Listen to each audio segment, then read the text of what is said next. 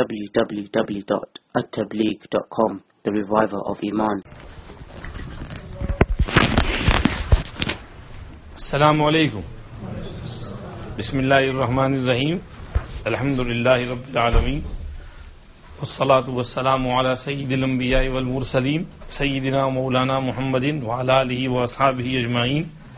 اما بعد.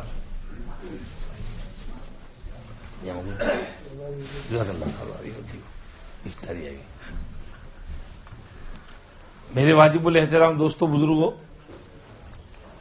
آپ حضرات تو بہت آرام میں ہیں ماشاءاللہ. کل دوپہر ہم پریسٹن تھے، پھر وہاں سے شام ننیتن رہے، پھر آج دوپہر لچ فیلڈ میں، پھر برمنگھم میں ہمارے دوست مولانا ابوالکلام کے والد انتقال کر گئے، ان کی تعزیت کے لیے گئے. جمعہ کی شام کو رمضان کے مہینے میں انتقال ہوا. کتنے نصیبدار ہیں. اللہ ان کی مغفرت کرے، غریق رحمت کرے، درجے بلند کرے.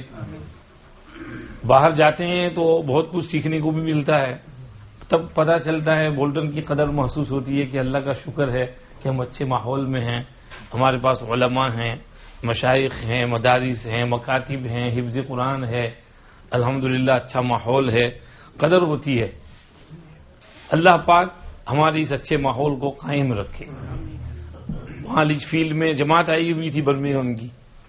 بیچارے جماعت والے صرف جماعت والے ہی ہوتے ہیں بیان میں، گشت میں، اس میں ماحول نہیں ہے. کوئی اکا دکا کوئی ایک آدمی دو آدمی آ گیا تو آ گیا. یہاں ماشاءاللہ گشت کا دن ہے، کتنے سارے نئے لوگ بیٹھے ہوئے ہیں. یہ جماعت کی برکت ہے، دعوت کے کام کی برکت ہے. جتنا یہ کام ہوگا، چلت پھرت نقل و حرکت ہوگی، اتنی ہی برکت ہوگی انشاءاللہ. وہ کہتے ہیں حرکت میں برکت ہے.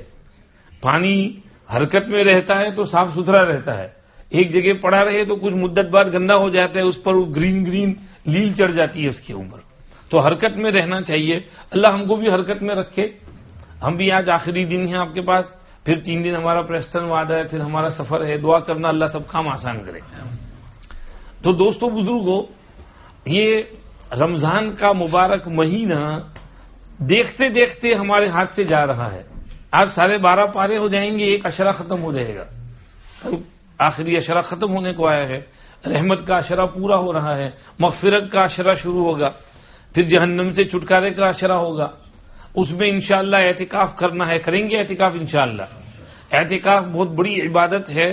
ہو سکے تو کچھ وقت نکال کر اعتکاف میں بیٹھنا چاہیے. شب قدر بہت بڑی برکت والی رات ہے. ہو سکے تو اس کو ڈھونڈنا چاہیے، تلاش کرنا چاہیے. تلاش کرنے پر ملتی ہے، بغیر تلاش کیے ڈھونڈے تو کچھ بھی نہیں ملتا. تلاش کیے بغیر، محنت کیے بغیر تو 2-4 پیسے بھی نہیں ملتے. اس کے لیے بھی کام کرنا پڑتا ہے، محنت کرنی پڑتی ہے. تو شب قدر اتنی بڑی رات ہے کہ اگر اس میں کسی کو عبادت مل گئی تو گویا اس کو 1000 مہینے کی عبادت مل گئی، یعنی 83 years and 4 months. اب 83 years کون جینے والا ہے؟ پتہ نہیں کتنی زندگی ہے، لیکن ایک رات شب قدر مل گئی تو گویا 83 years and 4 months کی عبادت مل گئی. اور زندگی میں 10 شب قدر مل گئی تو 834 years. اور خوش نصیب تھے وہ مشائخ جن کی پوری زندگی میں کبھی بھی شب قدر نہیں چھوٹی. جیسے شیخ یونس صاحب نے فرمایا، ہمارے حضرت شیخ زکریا رحمۃ اللہ علیہ، کیونکہ حضرت شیخ زکریا رحمۃ اللہ علیہ پوری زندگی ہمیشہ آخری عشرہ اعتکاف میں بیٹھتے تھے. تو جب آخری عشرہ پورا اعتکاف میں ہے تو شب قدر کہاں چھوٹے گی؟ کتنے خوش نصیب ہیں کہ پوری زندگی کبھی ان کی شب قدر نہیں چھوٹی. تو اللہ پاک ہمیں کچھ محنت کرنے کی توفیق دے تاکہ ہم آخرت کے لیے ریڈی رہیں، تیار ہو جائیں. اللہ ہم سب سے راضی ہو جائے. ابھی بند کر دیتا ہوں.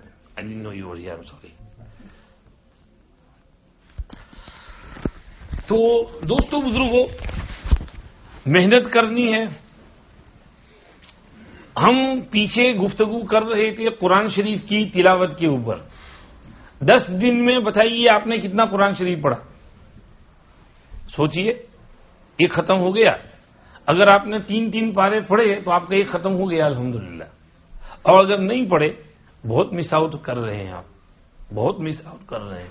قرآن تو قرآن ہے. قرآن صرف تلاوت ہی اس کی اتنی برکتی ہے کہ انسان کی زندگی کو ٹرانسفارم کر دیتی ہے. انسان کے دل میں قرآن کا شوق پیدا ہو جائے، قرآن کا چسکا لگ جائے اور قرآن کے بغیر اس کا گزارا نہ ہو، قرآن میں مزہ آنے لگے، اتنا پڑھیں اتنا پڑھیں اتنا پڑھیں کہ قرآن میں آپ ابزورب ہو جائیں، قرآن سے آپ کو نسبت قائم ہو جائے اور قرآن کے ذریعے اللہ کے ساتھ خصوصی کنیکشن آپ کا حاصل ہو جائے۔ جب اتنی تلاوت کریں گے اور وہ پھر بات جم کر کے بنے گی۔ اور میں نے اس کے لیے عرض کیا تھا 21ویں پارے کی پہلی آیت میں اللہ کا کیا ارشاد ہے؟ اتل ما اوحی الیک من الکتاب، تلاوت کرو، تلاوت کا اللہ نے حکم دیا۔ اور پھر دوسری جگہ فرمایا وَأُمِرْتُ أَنْ أَكُونَ مِنَ الْمُسْلِمِينَ وَأَنْ أَتْلُوَ الْقُرْآنَ، مجھے حکم ملا ہے کہ مسلمانوں میں سے رہوں اور قرآن کی تلاوت کروں، تلاوت کا حکم ہوا ہے۔ فرمایا ان الذین یتلون کتاب اللہ واقاموا الصلاۃ وانفقوا مما رزقناہم سرا وعلانیہ یرجون تجارۃ لن تبور، ان کو اتنا زیادہ اجر ملنے والا ہے کہ جو اجر کبھی ختم نہیں ہوگا۔ حضرت امیر شریعت عطا اللہ شاہ بخاری رحمۃ اللہ علیہ بیان کرتے تو پورا بیان ان کا قرآن سے بھرا ہوتا، آدھے گھنٹے تک قرآن ہی پڑھتے جاتے، اور اللہ نے آواز اتنی پیاری دی تھی کہ لوگ ان کی تلاوت میں مست ہو جاتے اور محو رہے تھے۔ ایک دفعہ شاہ جی کہیں بیان کے لیے گئے ہوئے تھے، فجر کی نماز کے بعد غائب ہو گئے، نظر نہیں آئے کہاں گئے۔ ان کے میزبان ڈھونڈنے کے لیے نکلے تو دیکھا آبادی سے باہر جنگل میں چلے گئے ہیں، اور ایک جگہ ایک بڑی چٹان پہاڑی جیسی، اس پر کھڑے ہو کر کے ایک لے کے ساتھ قرآن مجید پڑھے جا رہے ہیں اور پوری وادی ان کی تلاوت کی آواز سے گونج رہی ہے۔ وہی نہیں، اس جنگل کے جنگلی جانور سانپ بچھو شیر یہ اطراف سے نکل آئے ہیں اور وہ بھی ان کی تلاوت کا لطف لے رہے ہیں۔ یہ شخص کچھ دیر تک یہ منظر دیکھتا رہا، پھر اس کی تو گھبراہٹ چھوٹی، بھاگا وہاں سے۔ اور شاہ جی بڑی دیر تک تلاوت کرتے رہے، جب سیر ہو گئے پھر تلاوت سے فارغ ہو کر نیچے اترے اور آبادی میں تشریف لائے۔ وہ جانور بھی اپنے اپنے جہاں جانا تھا بھاگ گئے، بچھڑ گئے۔ یعنی تلاوت کا اثر صرف انسان پر نہیں پڑتا بلکہ دوسری مخلوقات پر بھی اس کا اثر پڑتا ہے، وہ بھی مست ہو جاتی ہیں اللہ کے کلام کو سن کر اور اس میں محو ہو جاتی ہیں۔ تو اس لیے یہ تلاوت تو بہت ضروری ہے، تلاوت اللہ کے کلام کی ہو رہی ہے، کلام اللہ رب العزت والجلال کا ہے، یہ دل پر اثر کر کے رہتا ہے۔ ارے تلاوت تو تلاوت، حضرت مولانا رشید احمد گنگوہی رحمۃ اللہ علیہ اخیر عمر میں نابینا ہو گئے تھے، ان کے خادم تھے حضرت مولانا یحییٰ صاحب، حضرت شیخ کے والد، 12 سال تک بے لوث خدمت کی ہے۔ حضرت فرماتے تھے حضرت گنگوہی کہ مولوی یحییٰ اندھے کی لاٹھی ہے، وہ ہاتھ پکڑ کر کے چلتے تھے۔ تو ایک دفعہ حضرت گنگوہی بیٹھے ہوئے تھے، پوچھا مولوی یحییٰ یہاں کوئی اور ہے؟ جواب دیا حضرت جی نہیں، صرف میرا چھوٹا بھائی الیاس، یہ مولانا الیاس صاحب بانی تبلیغ، یہ مولانا یحییٰ صاحب کے چھوٹے بھائی ہیں، تو صرف یہ الیاس ہے میرے ساتھ، اور کوئی نہیں ہے۔ تو حضرت گنگوہی رحمۃ اللہ علیہ نے فرمایا بس ایک بات کہنے کو جی چاہتا ہے، وہ یہ کہ اللہ کا نام کتنی غفلت سے کیوں نہ لیا جائے، دل پر اثر کیے بغیر نہیں رہتا۔ اللہ اکبر، یعنی اللہ کا نام اتنا برکتی ہے کہ آدمی دھیان سے لے، توجہ سے اللہ اللہ اللہ اللہ ذکر کرے تو اس کا تو بہت اثر ہوتا ہے، لیکن اگر کوئی بغیر توجہ کے ایسی غفلت کے ساتھ اللہ اللہ کرتا رہے تو بھی اللہ کا نام دل پر اثر کیے بغیر نہیں رہتا۔ اللہ کے نام میں اللہ نے اتنی تاثیر رکھی ہے، صرف اس میں ذات میں، صرف اس کے نام میں۔ جب نام میں اتنی تاثیر تو اللہ کے کلام میں کتنی تاثیر ہوگی اس کا اندازہ آپ خود لگا لیجئے۔ اسی لیے ایک حدیث شریف میں ارشاد فرمایا ان القلوب تصدع كما يصدع الحديد اذا اصابه الماء وان جلاءها كثرة ذكر الموت وتلاوة القرآن وفي روایت وذکر اللہ، دلوں پر زنگ چڑھ جاتا ہے جیسے لوہے پر پانی ٹپ ٹپ ٹپ ٹپ گرتا رہے تو وہ لوہا رسٹڈ ہو جاتا ہے، اور اس رسٹ کو اتارنے کے لیے اس کا ٹریٹمنٹ کرنا پڑتا ہے. جو اسپیشلسٹ ہوتے ہیں وہ اس کو ٹریٹ کرتے ہیں، پھر اس زنگ کو گاڑی پر سے اس رسٹ کو دور کر کے اس کو دوبارہ پینٹ کرتے ہیں، پالش کرتے ہیں، تو وہ لوہا ٹھیک ہو جاتا ہے، اس کا ٹریٹمنٹ ہو جاتا ہے. فرمایا دلوں پر بھی اسی طرح گناہ جب گرتے ہیں ٹپ ٹپ ٹپ ٹپ ٹپ، تو گناہوں کے زنگ سے یہ قلب کے اوپر رسٹ چڑھ جاتا ہے، یہ قلب رسٹی ہو جاتے ہیں، اس پر کالے کالے دھبے اور ڈارک پیچز لگ جاتے ہیں، وہ قلب کمزور اور ڈھیلا پڑ جاتا ہے. پھر وہ چھوٹی موٹی بات پر گھبرا اٹھتا ہے، ذرا سا اندھیرے میں کوئی دیکھے تو جن بھوت آ گیا کوئی، کیونکہ دل اتنا کمزور ہے تو وہ گھبرا جاتا ہے، تو دل پر زنگ چڑھ جاتا ہے، کمزور ہو جاتا ہے، پھسپھسا ہو جاتا ہے. اور دلوں کے اس زنگ کو دور کرنے کے لیے حضور نے فرمایا اس کا ٹریٹمنٹ دو چیزیں ہیں، موت کو کثرت سے یاد کرو اور قرآن پاک کی تلاوت کرو. قرآن پاک کی تلاوت سے دل کا زنگ دور ہوگا، اور اپنی موت کو روز یاد کرنے سے کہ میں نے مرنا ہے، ایک دن مرنا ہے، آخر موت ہے، کر لے جو کرنا ہے، آخر موت ہے، جانے ہی جانا ہے. جو کوئی یہاں آیا ہے جانے کے لیے آیا ہے، کوئی بھی یہاں رہنے کے لیے نہیں آیا. تو موت کی یاد اور تلاوت قرآن یہ دلوں کے زنگ کا علاج ہے. اور ایک روایت میں فرمایا ذکر اللہ کا ذکر کرنے سے بھی دلوں کا زنگ ختم ہوتا ہے اور دل صاف ہوتے ہیں، ان کو پالش لگ جاتی ہے اور وہ چمک اٹھتے ہیں. حضرت ابراہیم خواص رحمۃ اللہ علیہ بہت بڑے اکابر اولیاء اللہ میں سے ہیں، بہت بڑے بزرگ تھے. ان کا ایک قصہ لکھا ہے روض الریاحین میں. ایک دفعہ وہ سفر میں جا رہے تھے، اکیلے تھے. ایک عیسائی نوجوان ان کے ساتھ ہو لیا. وہ عیسائی تھا، اپنے کمر پر وہ زنار باندھے ہوئے تھا، کرسچنز جو باندھتے ہیں. تو اس نے کہا حضرت میں آپ کے ساتھ چلتا ہوں، آپ کی خدمت کروں گا. اس زمانے میں جوان بوڑھوں کی خدمت کیا کرتے تھے، خاص طور پر مشائخ کی. آپ نے کہا بھائی تو عیسائی غیر مسلم ہے، تو جائے اپنا کام کرنے. کہا نہیں میں آپ کے ساتھ چل رہا ہوں، آپ کا کام کاج کروں گا، آپ کی خدمت کروں گا، آپ کے لیے وضو کا پانی لا دوں گا، آپ کی مدد کروں گا، جو ضرورت ہوئی پیش کروں گا. آپ نے بھی انکار نہیں کیا، چلنے دیا، چلتے رہے، خدمت کوچ کرتا رہا. وہ چلے چلے چلے کافی وقت، پورا دن گزر گیا، دوسرا دن گزر گیا. کھانا پینے کا تو سوال ہی پیدا نہیں ہوتا، کچھ تھا ہی نہیں پاس. تو اس جوان لڑکے کو تو بھوک لگ رہی ہے، ستا رہی ہے. تو اس نے حضرت کا امتحان لیا، ٹیسٹ کیا حضرت کو. حضرت سے کہا حضرت ہمارے مذہب میں یہ ہے کہ ہمارے نبی حضرت عیسیٰ علیہ نبینا علیہ الصلوۃ والسلام نے ایک دفعہ اللہ پاک سے دعا مانگی کہ بھوک لگی ہے، کھانا چاہیے. اللہ پاک نے آسمان سے دسترخوان نازل فرمایا. آپ کے قرآن شریف میں بھی یہ لکھا ہے انزل علینا مائدۃ من السماء. تو اگر آپ حق مذہب پر ہیں تو آپ بھی اللہ سے دعا کرو کہ اللہ ہمارے لیے آسمان سے دسترخوان بھیجے، کچھ کھانا کھائیں ہم. تو آپ نے کہا کہ بھائی اللہ پاک کو ایسا ٹیسٹ نہیں کرتے، اللہ پاک کو ایسا امتحان اللہ کا، اللہ ہمارا امتحان لیتے ہیں، ہم اللہ کا امتحان نہیں لیتے. ہمارا کام امتحان لینا نہیں ہے اللہ کا. اس نے کہا نا آپ کو دعا مانگنی پڑے گی، اگر آپ کا مذہب حق ہے تو مانگو دعا. آپ نے کہا نہیں نہیں. اب اس نے ضد پکڑ لی. تو حضرت نے ہاتھ اٹھائے، یا اللہ اس غیر مسلم جوان کے سامنے مجھ کو رسوا نہ کر، کچھ کھانا بھیج دے ہمارے لیے. تو غیب سے دسترخوان اترا، فرسٹ کلاس، اس پر لذیذ کھانے ہیں.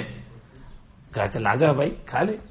اس نے کہا کھا لیا. حضرت نے بسم اللہ پڑھ کے کھانا شروع کیا، اس نے بھی کھایا اور سب دونوں سیر ہو گئی. الحمدللہ، اللہ کا شکر ادا کیا. اس کے بعد آگے سفر جاری رکھا. اب جو ہے ایک دن، 2 دن، 3 دن اور گزر گئے. اب پھر بھوک لگنے لگی.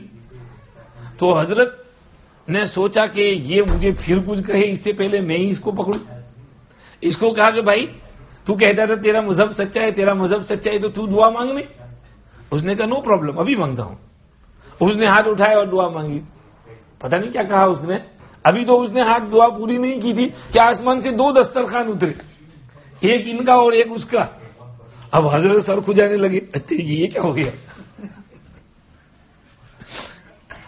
اس نے کہا حضرت کھائیے، کھانا کھا لو۔ انہوں نے کہا نہیں، یہ کچھ پرابلم ہی ہے، میں تو نہیں کھا سکتا۔ نے کہا حضرت آپ کھانا کھا لو، میں آپ کو 2 بشارتیں سناتا ہوں۔ پہلی بشارت تو میں اپنا یہ زنار توڑ رہا ہوں اور کلمہ شہادت پڑھتا ہوں، اشہد ان لا الہ الا اللہ واشہد ان محمدا عبدہ ورسولہ۔ اور دوسری بشارت یہ کہ آپ بہت بڑے اللہ کے ولی ہیں۔ یہ اس لیے کہ میں نے جب ہاتھ اٹھائے دعا مانگی تو میں نے اللہ سے کہا یا اللہ میں تو کچھ جانتا نہیں، لیکن یہ تیرے نیک بندے ساتھ ہیں، اگر اسلام حق مذہب ہے اور یہ بندہ تیرا ولی ہے تو اس کی برکت سے تو ہمارے لیے کھانا نازل فرما۔ تو یہ 2 دسترخوان آپ کی برکت سے آئے ہیں، میں نے آپ کے واسطے سے آپ کے طفیل میں دعا مانگی تھی، اور اسلام حق مذہب ہے اس لیے اللہ نے یہ کھانا اتارا ہے، تو یہ تو آپ کی برکت سے آیا ہے، کھائیے۔ تب حضرت نے کھایا۔ تو حضرت ابراہیم الخواص رحمۃ اللہ علیہ تو اتنے بڑے اللہ کے ولی ہیں، وہ ایک جگہ فرماتے ہیں دواء القلوب 5، دل کی دوا اور دل کا ٹریٹمنٹ 5 چیزوں سے ہے۔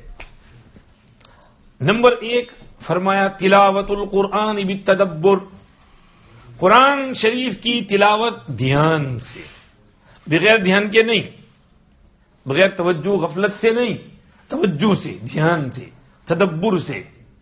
کیا پڑھ رہے ہیں، میننگ سمجھ پڑے نہ پڑے، میننگ سمجھ پڑے نور علی نور بہت اچھا، لیکن میننگ سمجھ نہ بھی پڑے تو تھوڑا بہت تو آدمی پک کر لیتا ہے نا بھائی۔ قل هو اللہ احد کس کو سمجھ نہیں پڑتی، الحمدللہ رب العالمین الرحمن الرحیم مالک یوم الدین کس کو سمجھ نہیں پڑتی؟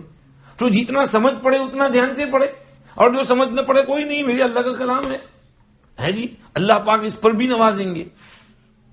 ایک شخص کا انتقال ہوا، کہیں دیہات گاؤں کا علاقہ، کوئی جنازہ پڑھنے والا نہیں، کوئی عالم وہاں سے گزرے، انہوں نے دیکھا، انہوں نے جنازہ پڑھا دیا، پھر وہ وہاں ٹھہر گئے۔ انہوں نے اس رات جس کو دفن کیا تھا اس رات اس کو خواب میں دیکھا کہ اپنی قبر میں بڑی اچھی حالت میں ہے۔ تو اس کے گھر جا کر پوچھا تو اس کی بیٹی نے بتایا کہ میرے ابا ویسے تو امی تھے، ان پڑھ تھے، نمازوں کے بہت پابند تھے، بکریاں چراتے تھے، اس سے گزارا اپنا کرتے تھے، نماز کا اہتمام کرتے تھے۔ ایک عادت ان میں یہ تھی کہ روزانہ فجر بعد قرآن شریف لے کر بیٹھتے اور بہت افسوس کے ساتھ قرآن شریف کو دیکھتے، لیکن بڑی محبت کے ساتھ کہتے جاتے، انگلی پھیرتے جاتے، کہتے میرے اللہ نے یہاں جو کچھ کہا ہے وہ بھی سچ ہے، میرے اللہ نے اس لائن میں جو کچھ کہا ہے وہ بھی سچ ہے، اس لائن پر جو کہا وہ بھی سچ ہے، یہ بھی سچ ہے، یہ بھی صحیح ہے، یہ بھی حق ہے، یہ بھی حق ہے، یہ بھی حق ہے۔ تھوڑی دیر کے لیے وہ اس طرح ایک چند صفحے گھماتے اور پھر قرآن کو بوسا دیتے، گلے لگاتے، بوسا دیتے، پھر اونچی جگہ پر رکھتے۔ یہ ان کا ایک عمل تھا جو میں نے کسی اور کو اس طرح کرتے نہیں دیکھا۔ تو اس بزرگ نے فرمایا شاید اسی کی برکت سے میں نے ان کی وہ اچھی حالت دیکھی کہ وہ جنت کے باغ میں ہیں اور آرام میں ہیں، مزے میں ہیں۔ قرآن کی محبت سے اللہ نے ان کو یہ درجہ دیا۔ اب بتاؤ جب محبت سے لکیر پھیر رہے ہیں اور اللہ یہ درجہ دے رہے ہیں تو جو آدمی محبت کے ساتھ تدبر کے ساتھ پڑھے گا اس کو اللہ کیا نہیں دیں گے؟ تو تدبر کے ساتھ، توجہ کے ساتھ، محبت کے ساتھ قرآن شریف کی تلاوت کرنا یہ دل کی بیماریوں کا علاج ہے، اس سے دل صاف ہوگا۔ آگے انہوں نے فرمایا قیام اللیل، رات کو اٹھ کھڑا ہونا، یہ بڑا مشکل کام ہے۔ رمضان کا مہینہ ہے پھر بھی ہم سے تہجد نہیں پڑھی جاتی، اللہ ہم کو معاف کرے، تو غیر رمضان میں کیسے پڑھیں گے؟ تو اللہ کے لیے اٹھ کھڑا ہونا، مصلی بچھا کر خدا کے سامنے تھوڑی نفلیں پڑھنا، یہ بہت بڑا نیک عمل ہے، اس سے اللہ بہت خوش ہوتے ہیں۔ اللہ مجھے بھی توفیق دے، آپ کو بھی۔ رات چھوٹی ہے نہیں پڑھ سکتے تو دن کو پڑھ لو، اشراق کے ٹائم پڑھ لو، چاشت کے ٹائم پڑھ لو، لیکن کچھ نفلیں گھر میں پڑھو تو صحیح۔ حدیث شریف میں ہے انسان گھر میں نفلیں پڑھے گا تو اس کی نفلوں سے اللہ اس کے گھر میں بہت خیر لائیں گے، بہت خیر و برکت متوجہ ہوگی اگر آپ اپنے گھر میں نفل نمازیں پڑھیں گے۔ اللہ ہمیں توفیق عطا فرمائے۔ تو قیام اللیل سے دل صاف ہوتا ہے، دل کی بیماریوں کا علاج ہوتا ہے۔ نمبر 3 خلو البطن، پیٹ خالی رکھنا، اس سے بھی دل کی بیماریوں کا علاج ہوتا ہے۔ پیٹ خالی رکھنا ہے جی، بھوکے رہنا. روزے سب ڈر رہے تھے کہ یار اس سال تو سب سے لمبے روزے ہیں جی، پچھلے سال بھی بہت لمبے تھے، اب بھی لمبے ہیں، اب آئندہ سال سے چھوٹے ہونے شروع ہو جائیں گے کیونکہ گھڑی پیچھے جا رہی ہے. تو اتنے لمبے روزے ہم بہت ڈر رہے تھے، لیکن اللہ کے فضل و کرم سے اللہ پاک رکھوا رہے ہیں، آرام سے روزے ہو رہے ہیں اور ایک اشرہ پورا ہو رہا ہے. میرا دوست پتہ بھی نہیں چلا، میرا دوست وہ ساجد ہمارے ساتھ تراویح پڑھنے آتا ہے دارالعلوم، مجھے کہتے ہیں مولانا صاحب وہ ڈی پی ایس میں پارسل ڈلیوری سروس میں کام کرتا ہے، تو وہ گزشتہ کل تو میں 5:45 بجے سے گھر سے نکلا تھا، پورا دن روڈ پر رہا، پارسل ڈلیوری کرتا رہا، شام کو 8 بجے گھر واپس پہنچا، پورا دن کام کیا، مگر اللہ کا شکر ہے کچھ پتہ نہیں چلا. پہلے 2-3 روزے ذرا مشکل لگتے ہیں، پھر باڈی جو ہے وہ اس کی ہیبٹ بن جاتی ہے اور روزے اچھے لگنے لگتے ہیں. آج میں وہاں ایک جگہ جہاں گیا ہوا تھا، بچے تھے، میں نے پوچھا کس کے روزے ہیں، تو چھوٹے چھوٹے بچے، ایک 10 سال کا روزہ، اس نے 8 روزے رکھے ہیں، اور دوسرا کوئی اس سے کم درجے تھا، اس نے بھی 8 روزے رکھے تھے، ایک اور کسی نے بھی 8. میں نے کہا تم سب ایک فیملی کو، کہ نہیں فیملی کے نہیں لیکن سب فرینڈز ہیں، تو ایک دوسرے کو کہہ کر فون کر کے پھر روزے رکھتے ہیں. چھوٹے چھوٹے بچے روزے رکھ رہے ہیں، شوق ہے روزوں کا. تو یہ روزے پیٹ کو خالی رکھنا، اس سے بھی دل صاف ہوتا ہے. اور پیٹ میں ہم بہت جنک فوڈ بھریں، ادھر ادھر کا اگڑم بگڑم اناب شناب، میکڈونلڈز اور KFC اور برگر اور ٹیک اوے اور یہ سب ڈالتے ہی رہیں، تو اس سے صرف پیٹ خراب نہیں ہوتا، دل بھی خراب ہوتا ہے. تو پیٹ جب بھوکا رہے، خالی رہے، تو اس سے دل صاف ہوتا ہے. کیونکہ جب پیٹ خالی ہوتا ہے اور ہماری آنتیں ادھر سکڑتی ہیں تو ہمارا نفس بھی شرنک ہو جاتا ہے، سکڑ جاتا ہے. لیکن جب پیٹ بھرا ہوا ہو تو نفس بھی پھولتا ہے، پھر اس کو شرارتیں سوچتی ہیں، پھر اس کو گناہ سوچتے ہیں، زنا کی سوچتا ہے اور شراب کی سوچتا ہے، ڈرگز کی سوچتا ہے، حرام کمائی کی سوچتا ہے، غلط سلط دھندے کی سوچتا ہے، جھوٹ بولتا ہے، پیسے کمانے کے لیے الٹے سیدھے کام کرتا ہے. یہ نفس کی شرارتیں ہیں. جب پیٹ بھرا ہوتا ہے تو پھر نفس کو شرارتیں سوچتی ہیں، لیکن پیٹ خالی ہو تو پھر نفس کی شرارتیں نہیں سوچتی، وہ نفس بھی سوکھ جاتا ہے، وہ بھی سکڑتا ہے، پھر وہ شرارتیں نہیں کرتا. اسی لیے مشائخ صرف رمضان کے نہیں، رمضان سے باہر بہت نفلی روزے رکھتے تھے، بہت نفلی روزے رکھتے تھے. شعبان کے پورا مہینہ روزے میں گزارتے تھے، رجب کا پورا مہینہ روزے میں گزارتے تھے. حضور پاک صلی اللہ علیہ وسلم کے نفلی روزے اور سب روزے گنے گئے تو معلوم ہوتا ہے، اندازہ ہوتا ہے، آپ 12 مہینوں میں سے 6 مہینے تو روزے میں ہی رہتے تھے. کیونکہ رمضان کا پورا روزہ، شعبان تقریباً پورا روزہ، اور ہر مہینے میں پیر اور جمعرات کا روزہ، اور ایام 20 کی 3 روزے، اور پھر جو اور نفلی روزے آئے ہیں اس میں روزے. تو حضور کے تقریباً 12 میں سے 6 مہینے تو روزے میں گزرتے تھے. تو روزہ رکھنا، پیٹ خالی رکھنا، یہ دل کی بیماریوں کا علاج ہے، اس سے دل صاف ہوتا ہے. شیخ ریاض کی ایک کلپ ہم نے اس دن فیس بک پہ رکھی، اس کو 50,000 آدمیوں کو ریچ ہوئی.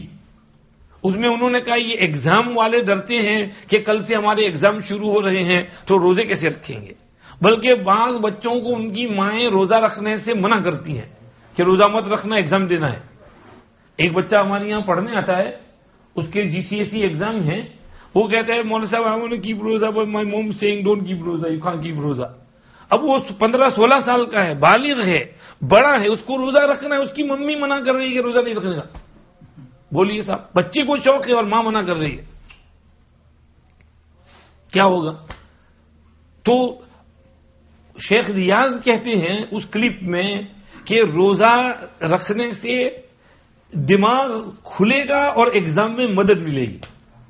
انہوں نے ایک گریک فلاسفر کا حال بیان کیا کہ ان کو ایک ایگزام دینے تھے، تو انہوں نے اس ایگزام کے لیے روزے رکھے، اور 1-2 روزے نہیں، 40 روزے رکھے.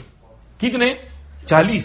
اور اس کے بعد وہ اپنا ایگزام دینے کے لیے گئے. حالانکہ وہ گریک فلاسفر، ان کا کھانا تو اتنا چکنا چپڑا اور تیل گھی والا تھا بھی نہیں، سادہ خوراک تھا، لیکن اس سادہ خوراک سے بھی انہوں نے روزہ رکھا اپنا ایگزام دینے کے لیے.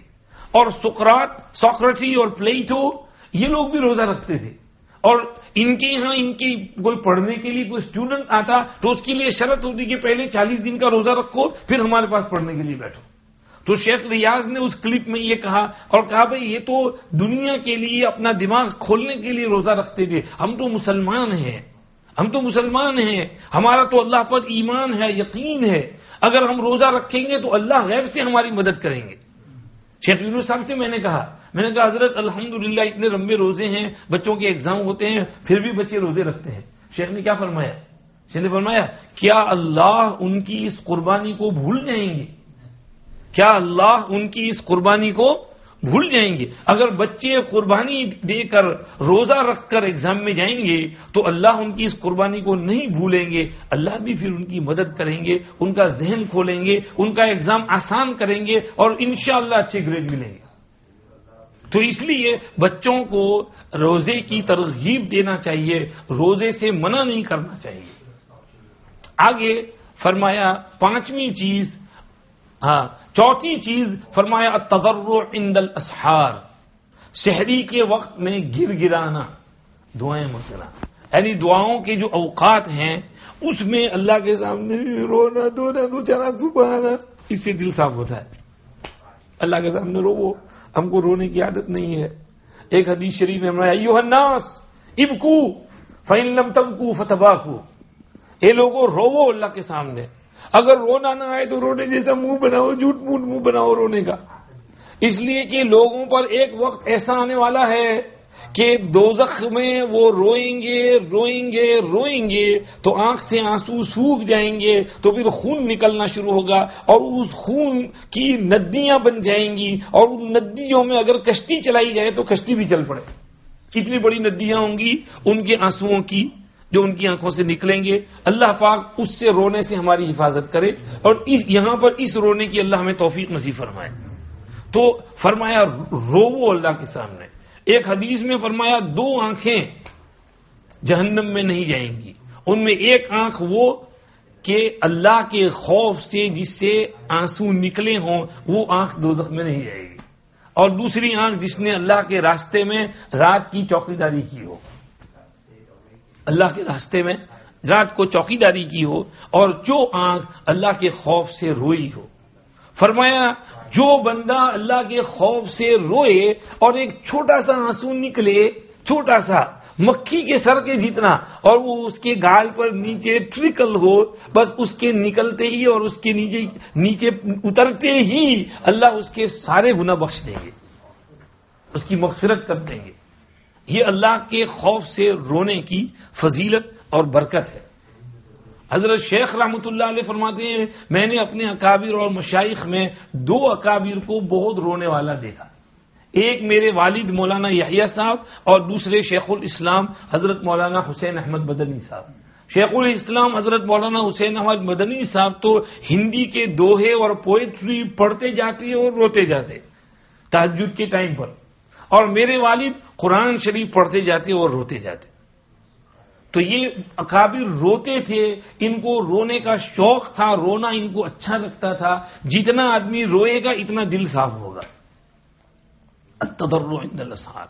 اور پانچویں چیز دل کا ٹریٹمنٹ، بیماریوں کا علاج، فرمایا ومجالست الصالحین، نیک لوگوں کی صحبت میں بیٹھے رہنا، نیک لوگوں کے پاس بیٹھنا، یہ چیز اب ختم ہوتی جا رہی ہے۔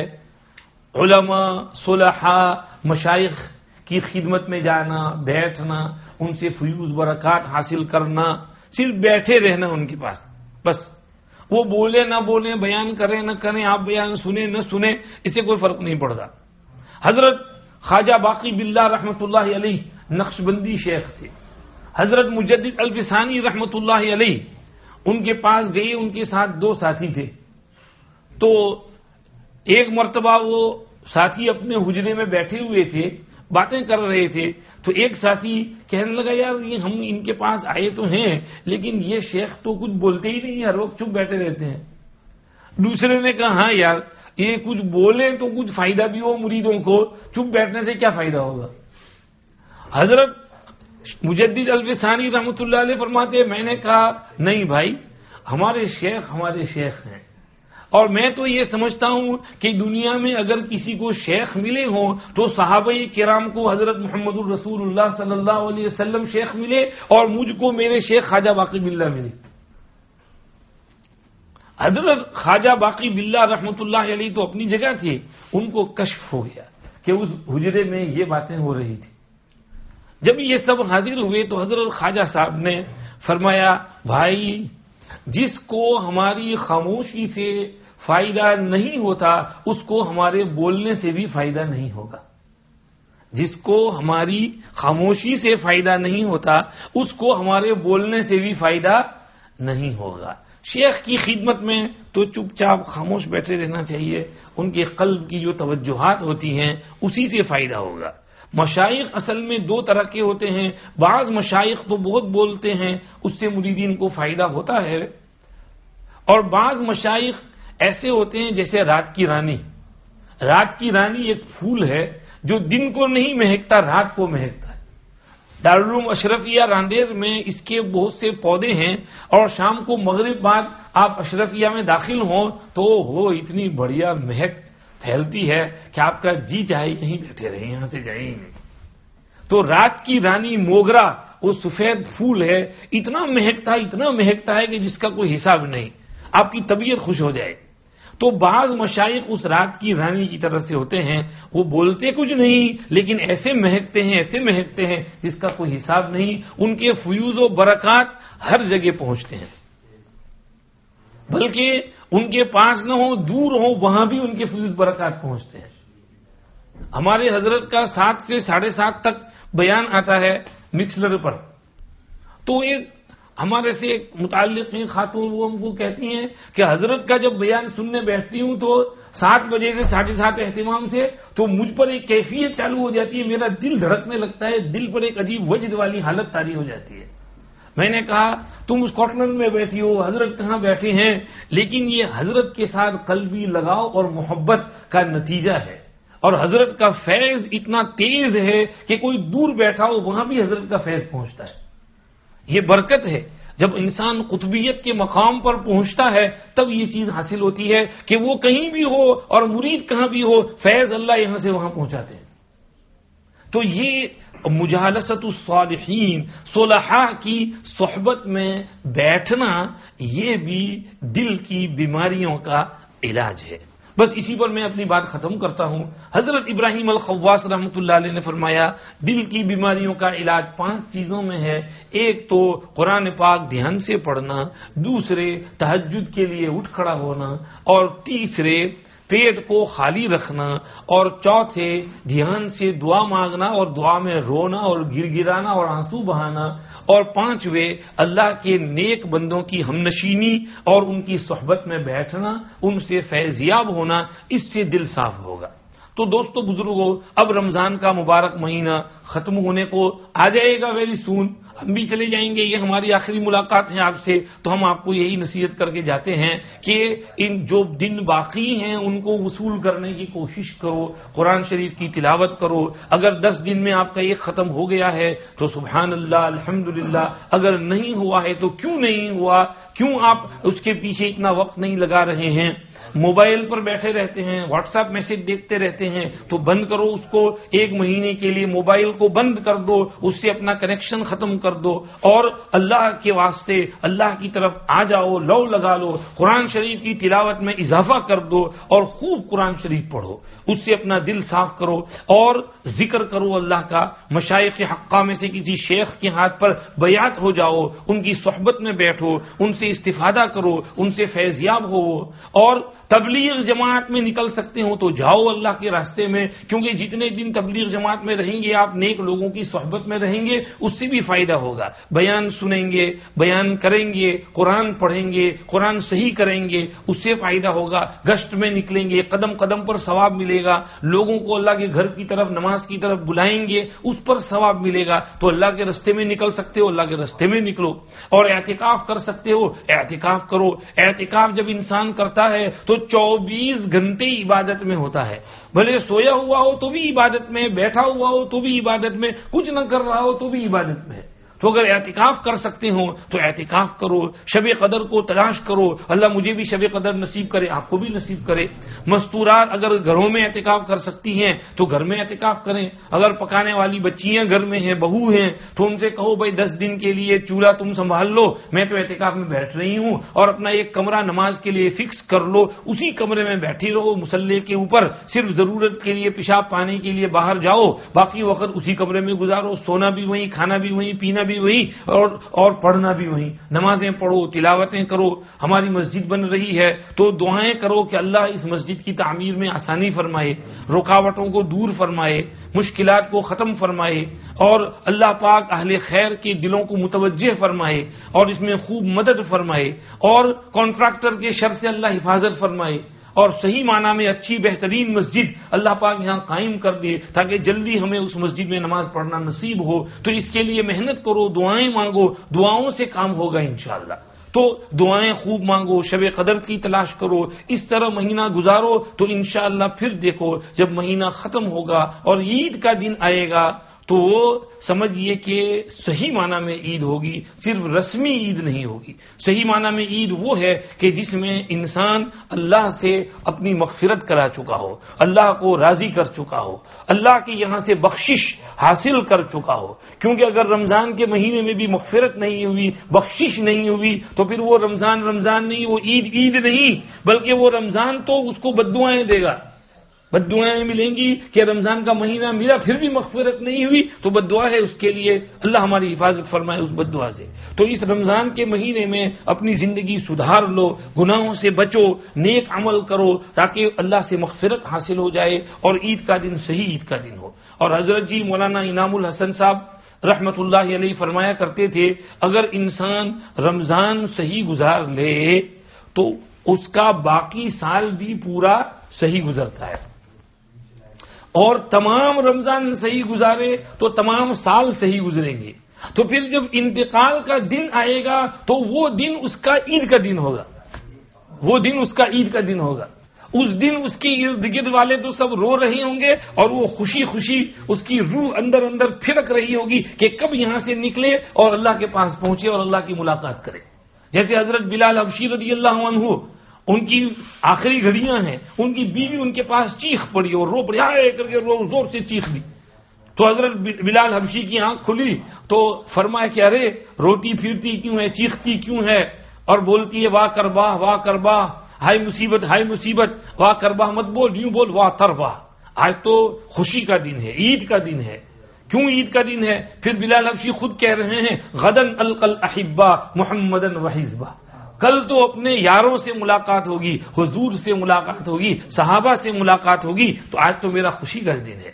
تو انتقال کے وقت وہ خوشی محسوس کر رہے ہیں۔ اگر ہمارا رمضان صحیح گزرا تو سارا سال صحیح گزرے گا، تمام رمضان تمام سال صحیح گزرے تو پھر جیسے رمضان کے بعد عید آتی ہے تو ہماری زندگی ختم ہونے پر بھی ہمارا عید کا دن ہوگا، خوشی کا دن ہوگا، خوشی خوشی ہم اللہ کے یہاں پہنچیں گے اور اللہ کے یہاں عرش کے سامنے سجدے میں جا کر گر جائیں گے اور جنت کی نعمتیں ہمیں نصیب ہوں گی، بشرطے کہ ہم اپنی زندگی صحیح گزاریں۔ اللہ ہمیں توفیق عطا فرمائے اور اللہ قبول فرمائے، اللہ راضی ہو جائے۔ درود شریف پڑھ لیں۔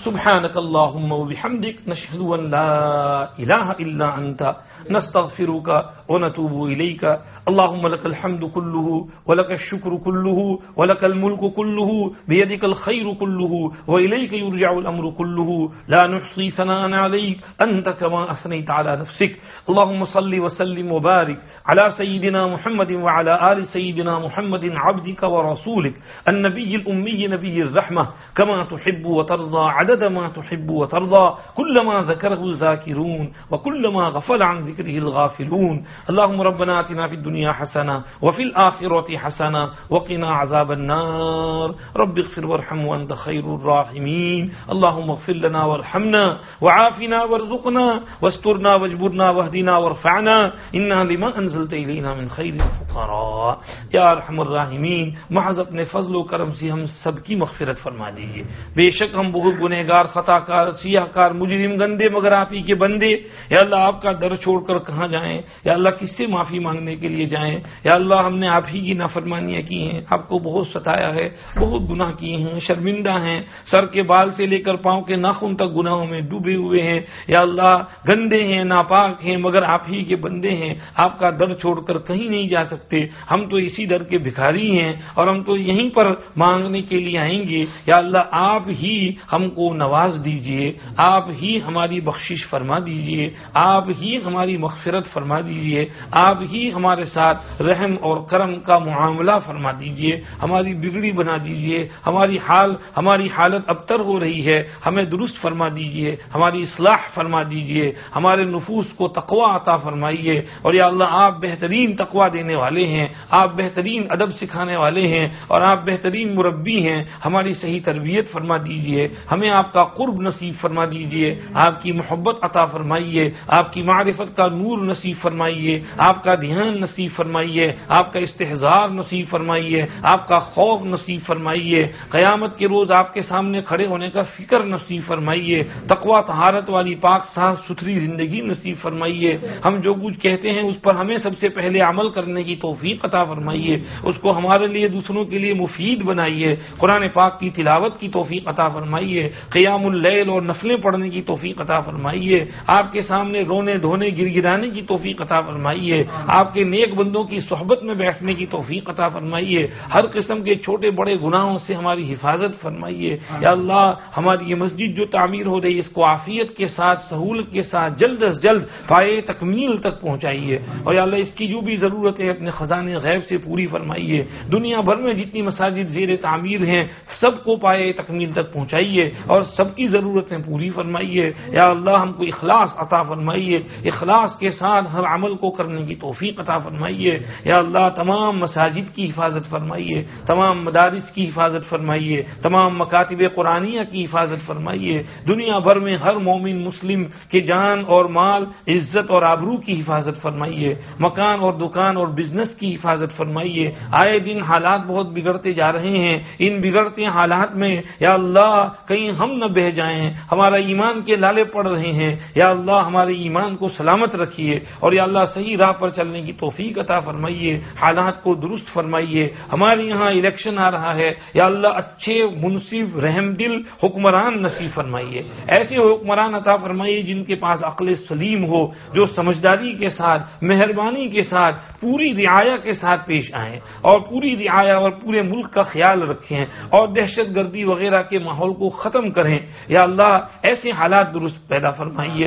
یا اللہ کل جو کچھ ہوا حادثہ، یا اللہ ایسے حالات سے بھی حفاظت فرمائیے. یا اللہ اس میں جو لوگ بیچارے پھنسے، یا اللہ ان کے گھر والوں کو صبر جمیل عطا فرمائیے. اور اس حادثے کو استعمال کر کے جو سیاستدان غلط چیزیں کرنا چاہیں اس سے حفاظت فرمائیے. جو شریر قسم کے ایکسٹریمسٹ ہوں یا اللہ رائٹ ونگ والے ہوں ان سے حفاظت فرمائیے. ہماری مساجد کی بھی حفاظت فرمائیے، ہماری ماں اور بہنوں کی سڑکوں پر حفاظت فرمائیے، شاپنگ سینٹروں میں ان کی حفاظت فرمائیے، ان کے برقع کی حفاظت فرمائیے، ان کے نقاب کی حفاظت فرمائیے. وہ بیچاری اتنی قربانیاں دیتی ہیں، ان کی قربانی قبول فرمائیے. اور یا اللہ ہمارے مسلمان جوانوں کو بھی یا اللہ صحیح طرح سے رہنے کی توفیق عطا فرمائیے اور ایسی حرکتوں سے باز رہنے کی توفیق عطا فرمائیے. جو ایسی شرارتیں کرتے ہیں ان کی اسکیموں کو فیل فرمائیے، ان کی دماغوں کو معوف فرمائیے. ان کے حق میں ہدایت ہے تو نصیب فرمائیے، نہیں ہے تو ایسے شریروں کو خود ہی ختم فرمائیے اور مسلمانوں کی حفاظت فرمائیے، عالم اسلام کی حفاظت فرمائیے. پورے عالم اسلام میں جہاں کہیں اس طرح کے مظالم ہو رہے ہیں اللہ ان مظالم سے نجات عطا فرمائیے. شام کے مسلمانوں پر رحم فرمائیے، اللہ شام کے مسلمانوں پر رحم فرمائیے. اللہ شام کے مسلمانوں پر جو قیامت ٹوٹ پڑی ہے اس سے ان کو نجات عطا فرمائیے. فلسطین کے مسلمانوں پر رحم فرمائیے، عراق کے مسلمانوں پر رحم فرمائیے، ہندو پاک افغان برما بنگال سینٹرل افریقہ کے مسلمانوں پر رحم فرمائیے. یا اللہ اس قسم کے شدید ترین حالات سے امت پہلے بھی دو چار ہوئی ہے مگر بہت سٹرونگ رہی اور آگے نکل گئی. یا اللہ ان حالات سے بھی امت کو یا اللہ آگے کسی طرح پار کرا دیجئے. اچھے دن بھی دکھائیے، اچھے حالات دکھائیے، اسلام کا بول بالا فرمائیے، اسلام کو پھر سے عزت قوت شوکت غلبہ نصیب فرمائیے. ظالموں کے حق میں ہدایت ہے تو نصیب فرمائیے، نہیں ہے تو آپ خود ہی ان سے نمٹ لیجئے، چن چن کر ان کا خاتمہ فرمائیے.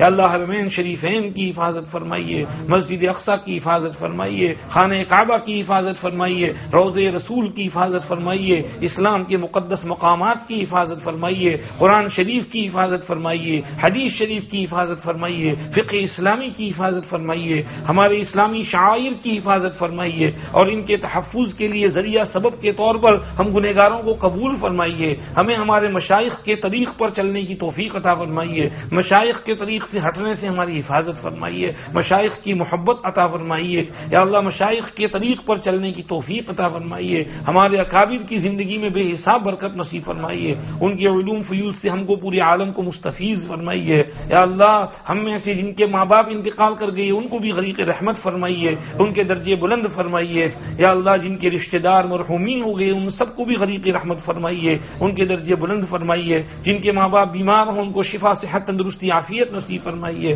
ہمیں اپنے ماں باپ کی قدر کر کے ان کی دعائیں لینے کی توفیق عطا فرمائیے، اپنے اکابر کی قدر کر کے ان کی دعائیں لینے کی توفیق عطا فرمائیے، اپنے اکابر کے نقش قدم پر چلنے کی توفیق عطا فرمائیے، قیامت کے روز اپنے مشائخ اور اکابر کے ساتھ ہی ہمارا حشر فرمائیے اور ان کا قرب نصیب فرمائیے، اور انہی کے ساتھ جنت الفردوس میں ہم سب کو ٹھکانہ نصیب فرمائیے، ہم سب کو ہر وہ خیر عطا فرمائیے جو آپ کے پاک پیارے حبیب صلی اللہ علیہ وسلم نے آپ سے مانگی ہے، اور ہر اس شر سے پناہ نصیب فرمائیے جس سے انہوں نے آپ کی پناہ مانگی ہے۔